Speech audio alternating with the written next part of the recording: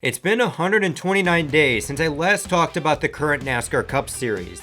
It's been a while, but now I'm back, and there's a lot to catch up on a season that feels like none other. Now, of course, you have your traditions such as the Daytona 500, new paint schemes, and new driver combinations. However, this year, I feel like NASCAR has found its identity again, plus you have unique storylines and a lot of unknowns that truly makes it a one-of-a-kind season. Thus, amongst the 3 spotters guides I've done for the Cup regular season, I have to say, this one was the most intriguing to make. Quinn Houff, while he did substantially worse than Landon Cassill, was able to tough out a challenging rookie season during a pandemic. He also avoided getting cancelled after an honest mistake in Texas. I don't think I need to outline exactly why the outrage happened. The summer surprise, he got renewed for a second season, but when you look at the risks Starcom took last season, they just could not cut him after one season. After all, this is their proclaimed driver of the future. Now, as for Houff performance-wise, he's got to show some progress that he can outperform the equipment he's been handed. Otherwise, Starcom's driver of the future will prove to be a massive flop.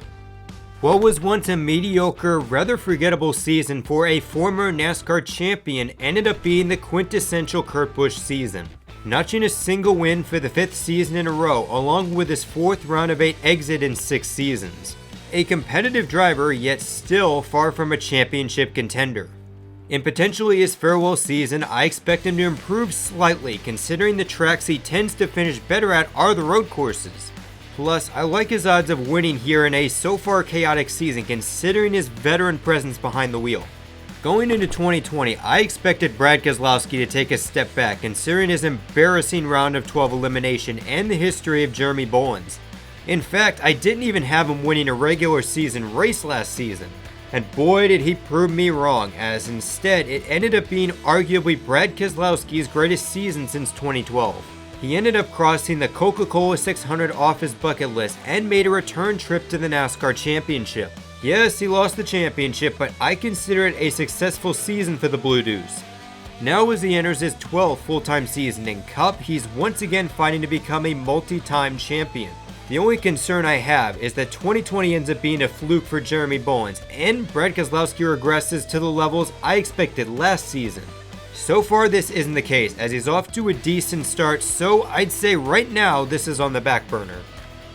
The biggest 180 in performance amongst the NASCAR Cup teams, it was Austin Dillon in the number 3 team, without a doubt. And so far through 2 races, Austin Dillon's doing a great job building on the momentum, as he had a good 500 car and he had speed at the Daytona road course before the caution screwed everything up. With a win or a consistent season, Austin Dillon has the chance to make his 5th postseason in 6 years. If they can do this, it will be a great look for RCR and the chemistry between he and Justin Alexander. If he doesn't, how much are you willing to bet Austin Dillon gets a new crew chief for 2022? If Justin Alexander ends up getting fired after this season, this will be the last time I take RCR this seriously or have optimism for this organization. Kevin Harvick once again defied age through a dominant 33 race season. Yes, I said that correctly.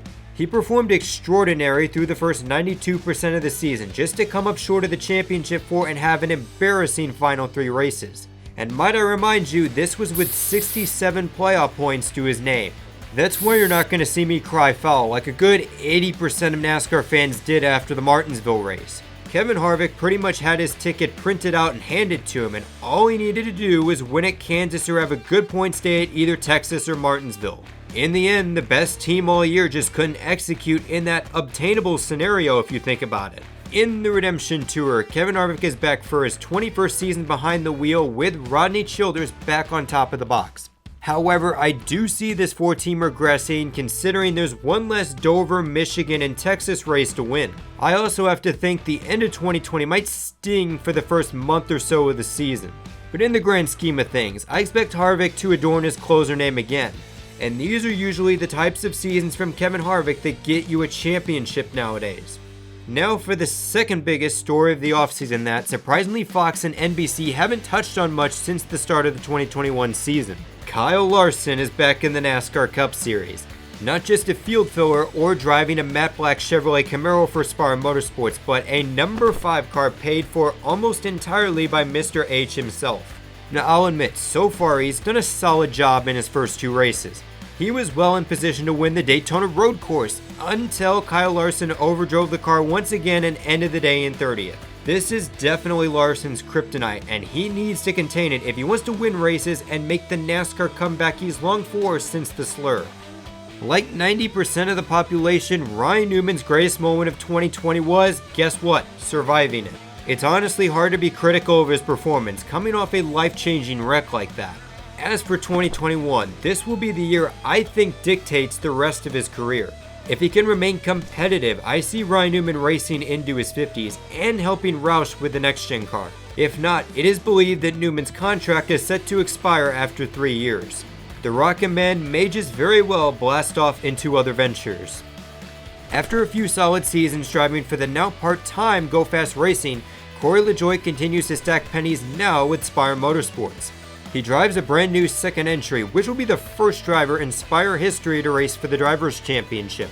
After 2 races, believe it or not, he's putting up a good case to win that championship as he finds himself in a playoff spot. However, I don't consider this trend to continue, considering Spire as a team, they still have a lot of work to do to get competitive. But they're definitely on the right path. If all goes well, I expect a few top 10s and maybe a top 30 points finish. Tyler Reddick was the best rookie in every single statistic last season except one, and guess what? It was the wins column. And because the NASCAR rookie point system is a flawed system that puts an emphasis strictly on the final point standings, he lost to Cole Custer. Nonetheless, Tyler Reddick's small doses of success were surprising and gave RCR some hope after a catastrophic 2019.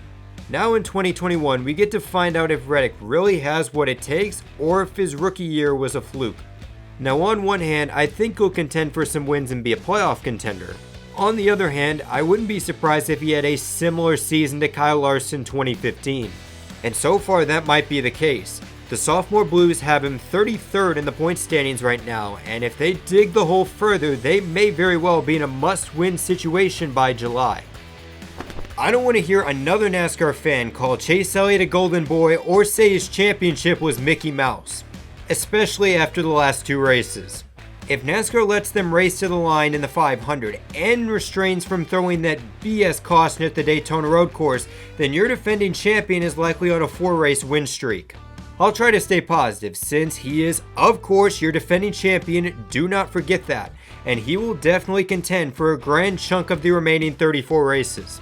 If this doesn't prove to be a crazy year, he will improve on his win total from his 2020 championship after all he got all those road courses, and surely there won't be more BS cautions in those races, we can only hope. Believe it or not, this is year 10 of Aric Almirola in the NASCAR Cup Series, and he only has 2 wins to his name.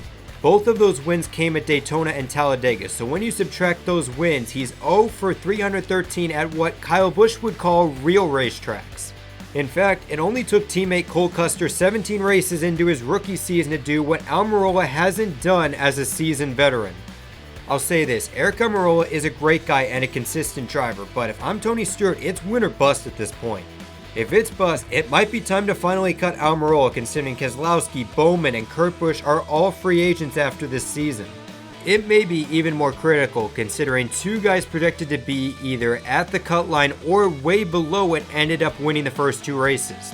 Time will tell if Almirola can get a 10 car with very minimal wins back into victory lane. You know what a Denny Hamlin fan does after he wins the championship? Turns off the Xbox and hits the sack. Even without Kevin Harvick, Denny Hamlin was a 3rd place car at best in the championship race. As for 2021, there really isn't much Hamlin can do besides win the championship to make it a fantastic season. He could win the 600 and maybe one of the inaugural races, but that's about it to look forward to. For me, Denny Hamlin's season doesn't start until November 7th, 2021. For those of you that clicked on this video to only hear what I have to say about Ryan Blaney, I know what you want me to say. You want me to trash him for wrecking Chase Elliott at the Busch crash a few weeks ago. And in all seriousness, I'm not mad at Ryan Blaney, I'm really not. If anything, I'm more disappointed Blaney didn't pull away while he had the lead with fresher tires. Something that was a common trend in 2020, giving up races. Despite having a championship crew chief, he only won 1 race at Talladega and got eliminated in the round of 16. Meanwhile, fellow rookie and your defending champion Chase Elliott did more in one season than Ryan Blaney's entire Cup career. So as the new season dawns, there's only one thing I ask of Blaney, that is to win 2. All he has to do, win 2 no luck needed wins anywhere besides Daytona or Talladega. That's it. Ryan Blaney is a Penske driver in name, but he's far from one at heart. That needs to change this year. Chase Briscoe said 1 year ago it would take 8 wins to get to Cup. Well, considering he got 9 wins and made it all the way to the championship race, it's no surprise to see him in Tony Stewart's flagship number 14. He inherits a team that hasn't missed the playoffs since 2017 and Johnny Klausmeier, a crew chief that has never missed the playoffs ever in his full-time capacity. I almost compare Chase's opportunity this season to another Chase's rookie season. That guy was in contention to win multiple races and made it to the round of 12. I said it the day he got hired and I'm gonna say it again. Chase Briscoe is going to be a contender for a playoff spot. So will contending be enough to punch his ticket into the 16 driver battle? Stick around. Also be sure to hit the like button if you think Briscoe's gonna shine this season. Based on 2020 statistics, Chris Buescher made a mistake leaving JTG. Somehow he gets to a race team with history and stability and has a worse average finish and a lower rank in points. It was a mediocre and underwhelming season to say the least. Now for a second year under the reins of Luke Lambert, this is an important year not only for Buescher but for Roush as a whole. I'll tell you, they need to find an identity outside of mediocrity. If not, they might very well find themselves lost as NASCAR moves into a next-gen era with more teams and cheaper racing budgets. Definitely, Chris Buescher, the 17 team, they need to create some momentum this season. 2020 was a terrible year for most everyone, but perhaps on the driver's side, it was the worst for Kyle Busch. However, even with the season being a disaster, he still managed to keep his win streak intact with a delayed win during race 34. But guess what? Now that 2020 is over, Kyle Busch is going to thrive this season. It's too bad Adam Stevens didn't get the memo. Kyle Busch now has a new crew chief in Ben Bayshore. Now paired together, they have a good resume in Xfinity together, and Bayshore is coming off a 4-win season with Harrison Burton last season. On paper, they're a good match, but when you delve into one of the races Bayshore subbed in for Stevens in 2017, Kyle Busch had hands down the best car in Pocono. Yet, despite leading 100 laps on the day, Bayshore made a terrible pit call which costed Kyle Busch the race. It's these types of moves that have me concerned about this 18 team going into 2021. However, that race was 4 years ago, and there's a good chance Bayshore may just be that spark that rekindles the magic we saw from Kyle Busch in 2015 to 2019. Last year was an unusually quiet season for Martin Truex Jr. He was pretty much a 3rd or 6th place car all season long. In the grand scheme of things, this was expected considering Cole Pearn's departure mid-off-season. James Small did the best he could considering the circumstances and of course the COVID procedures. Moving on to 2021, I do not expect MTJ to remain in this slump. After all, the greatest cheerleader besides Chase Elliott for the larger influx of road courses this season is definitely Martin Truex Jr. MTJ was far and large the 2nd best car behind Elliott, and there's a good chance he probably wins this race without that gimmick caution for rain. If we get a more tame race, I expect this 19 team to win many more races than they did a year ago. If this video was released a few weeks ago, I was going to be very critical of Christopher Bell. Let's be honest, he didn't do anything at Levine last year, and was rewarded with the 20 car at Joe Gibbs Racing. Not only that, but he got Adam Stevens, a crew chief who's won a championship with this current aero package. He was, in my opinion, in the same predicament as Ryan Blaney was last season. Except, unlike Blaney, guess what? Seabell actually rose to the occasion and scored his first career win in just the 2nd race of 2021. And now he's locked into the playoffs, a huge statement this early in the season. Now what makes this 20 team scary is they have rattled off this win really quickly and now they have momentum. Just maybe this win gets Bell going and he can become one of the most successful 2nd-year drivers since at least the mid-2000s. From a statistics point of view, Matt DiBenedetto was a solid pickup for the Wood brothers last season. He qualified for his first postseason and nearly won Talladega and Las Vegas. Still, it was a saving grace he kept his ride considering the rise of Austin Cindric. In other words, 2021 is officially his last chance. If Matt DiBenedetto wants to be a star in this Cup Series, he needs to find out how to win races. No competitive Cup team is going to choose an unproven driver nearing his 30s when you have incoming young talent such as Gragson, Harrison Burton, Haley, Creed, and many more. He's taking a chance on himself, and it's time to get the wins to justify that position he's in. Otherwise, unfortunately, it will be back to a low-tier ride or the Xfinity Series. Joey Logano fans, it's time for a real, honest conversation about your driver. Outside of the 2018 championship, there hasn't been very many perks to being a fan of the Double Deuce. Just look at 2020, all the hype pre-COVID just to have another status quo season of 3 wins and a championship appearance. I mean, it's not a terrible season, but when you're a guy like Joey Logano driving for Penske, you feel you came up a little bit short that season. And coming up short seems to be a trend of Joey Logano as of late. He finished second in the Southern 500 back in 2018. Second in the Coca-Cola 600 and the regular season championship in 2019. And to twist the knife even further, Logano has been the winning pass for the last 3 points paid races in a row. Honestly, Joey Logano needs to start racking up wins because the pattern of being just the next best guy is kind of getting old. I'd say anything less than 4 wins and at least 1 crown jewel is a disappointing season. Bubba Wallace becoming the forefront to social change has granted him a massive opportunity, and I mean massive. I don't think I need to describe it to you.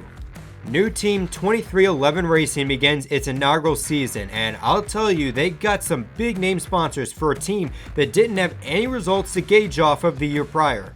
DoorDash, McDonald's, and Dr. Pepper, just to name a few. Gotta love at least one soda company is committed to NASCAR. The pieces are in place, and now it's time for Bubba Wallace to show he can not only be a NASCAR Cup winner, but maybe a championship contender in a few years down the road. Now, I'm definitely not hyping up this team, as there's always an outside chance 2311 becomes the Levine Family Racing in all but name. After all, just look at Bubba Wallace's performance at the road course last weekend. The important thing to make this a slam dunk year for the 23 team is to just get better. End the season with faster cars and better results than at the start. The sooner they pass this test, the sooner Bubba Wallace can finally get some opportunities to win and make NASCAR history in terms of the 21st century. I was very optimistic about William Byron entering this 2021 season. I really was. I felt that new crew chief Rudy Fugle could pick up at least where Knaus left off, and the beautiful Exalted 24, and I mean beautiful, could at the very least have a consistent start just for once. 2 races in, guess what? Byron is 29th in points due to finishes of 26th and 33rd. Basically the same start as the last 3 seasons. And unfortunately, I'm starting to get Daniel Suarez and Eric Jones vibes when watching Byron race. There's just always something that forces Byron out of a solid race, a solid top 10 finish, and into the mid-20s. It seems to happen almost every single week. And I fear with the unpredictable winners to start the season, he might have to start thinking about winning a race. Now, of course, we're only 2 races in. Maybe he goes out and gets a bunch of stage points and wins Homestead. But right now, I'm debating whether or not to sell my stock in William Byron. Far and large, the upset of the decade, I cannot believe I'm saying this. Michael McDowell is a Daytona 500 champion. He bested the Penske Goliaths to win his first career race on NASCAR's biggest stage. And now his win means we get to watch the 34 compete in the NASCAR playoffs as they fight for a 20th place finish at Darlington. I don't want to rain too much on the McDowell parade, but the run of 16 just got 25 times worse now that McDowell is basically locked in thanks to the win and you're in format. Sure, McDowell gets to wake up next to Harley J for the rest of his life, but the new hardware has just upped the pressure to perform by about 5 notches.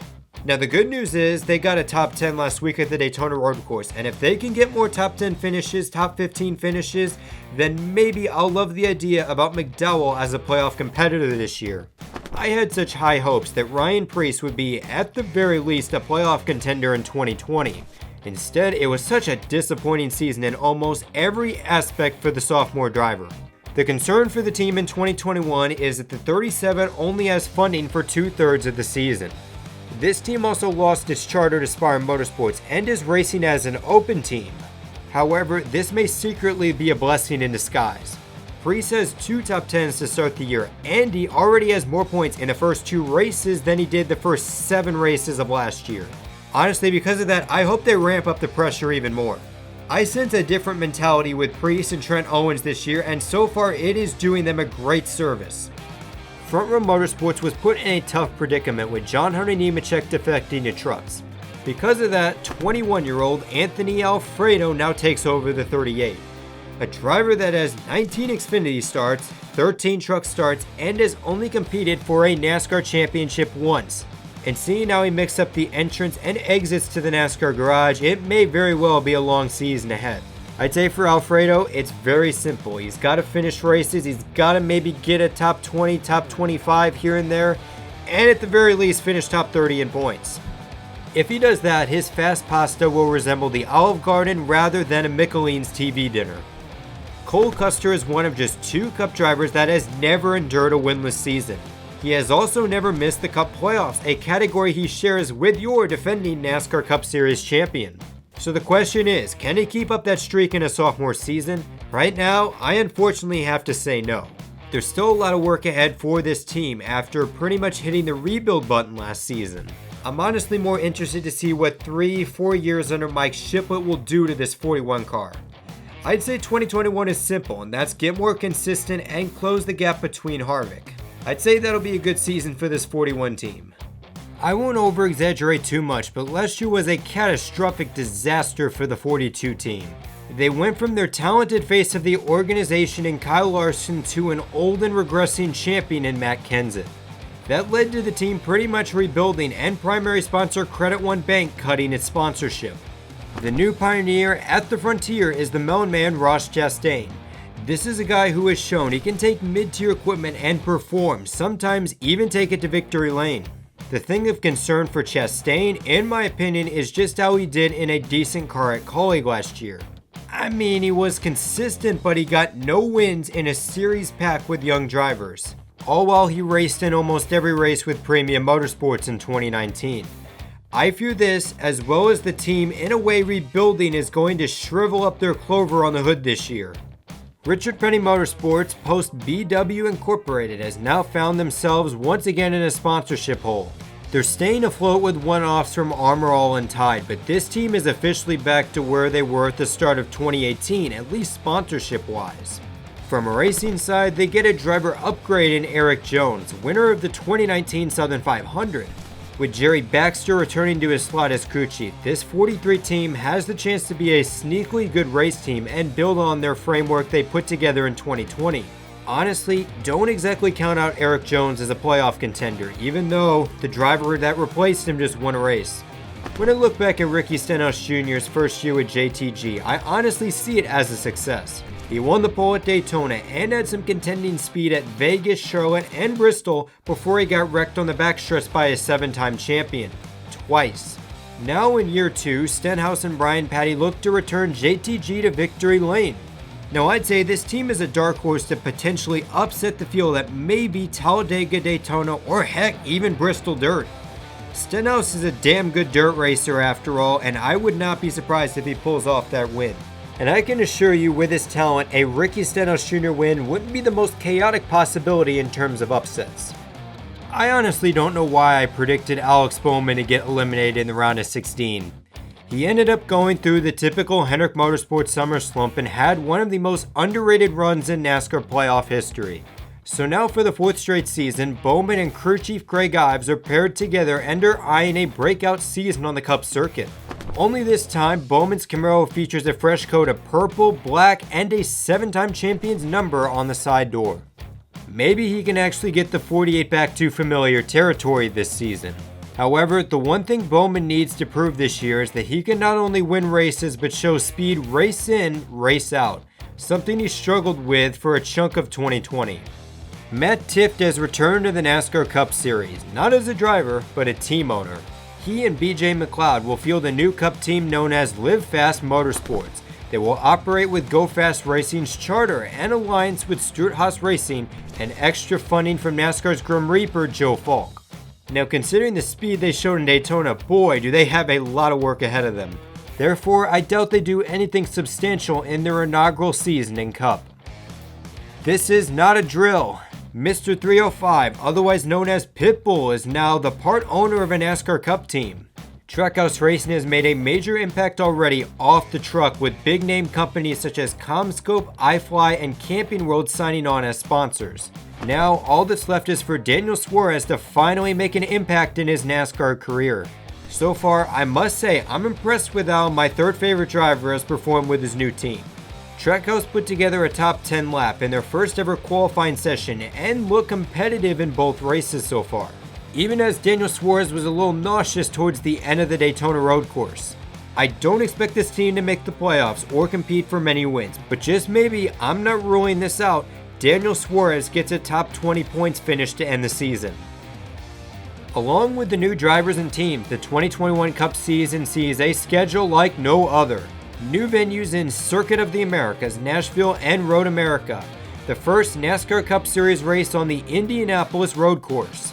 A return to 2 races for Darlington and Atlanta, and perhaps the biggest wildcard of them all, NASCAR's first dirt race in over 5 decades at the Bristol Motor Speedway. There's a lot of hype to this season, and rightfully so. Couple that and the uncertainties of just who will perform at some of the new venues, I will tell you the 2021 NASCAR Cup Series playoff grid is not an easy one to craft this season. If this were made back in January, I'd have your usual 10 to 12 winners and no true wild cards in terms of the 16 driver field. But now, I honestly think the mentality of the 2021 NASCAR Cup Series season has changed. This is especially the case with 2 drivers projected to either be on the cut line or nowhere near playoff contention, all but locking themselves into the postseason. So in first filling this bracket, you have to go with the dependable 7 drivers that have dominated the past 6 or 7 years. Denny Hamlin, Chase Elliott, Martin Truex Jr., and Kevin Harvick shouldn't stress too much with fast race cars. The same goes for both Joey Logano and Brad Keselowski, as I have them both winning 2 races each.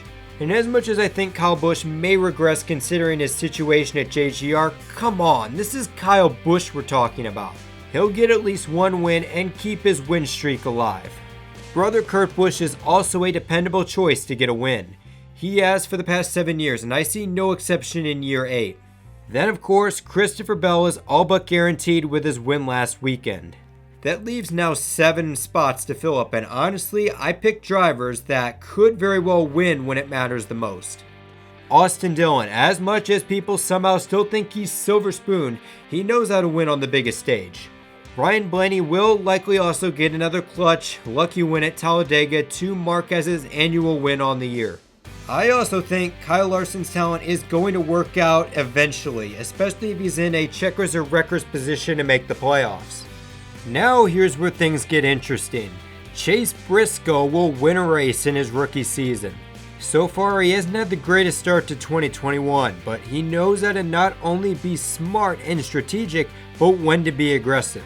I think that works to his favor in a place such as the Indianapolis road course, a track which a majority of the competition has never turned a lap. And now this one, Ryan Preece, striving for an open team, will also make the playoffs. I see the consistent start and his added pressure coming into this season leading to a win. Not sure where, but I think in 2021 he will become one of 4 first-time winners. And then of course Daytona 500 champion Michael McDowell will take the 15th seed and will be the final driver to clinch via a win.